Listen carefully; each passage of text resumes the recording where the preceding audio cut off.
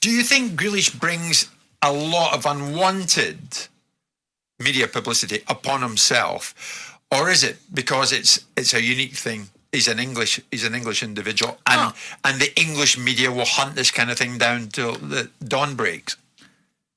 The pressure's on him because of his transfer fee, 100 million. He didn't set that, so that's not his fault. I think he could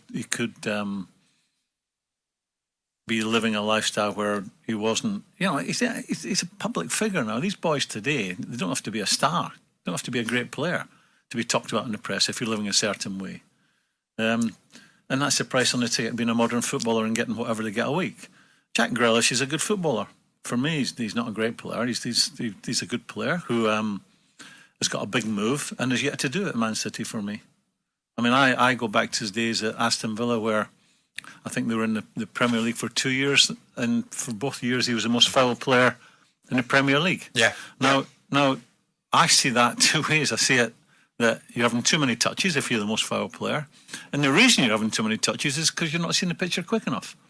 And I understand why people think he's better than what he actually is, because he runs with the ball, he gets you on the edge of your seat. But he doesn't deliver enough. He doesn't see the right picture, and he doesn't deliver it quick enough. So he's got to do it on the field as well as off it. Yeah, I think if he was being a star every weekend, we would not be having this conversation or this type of conversation about him. But I see.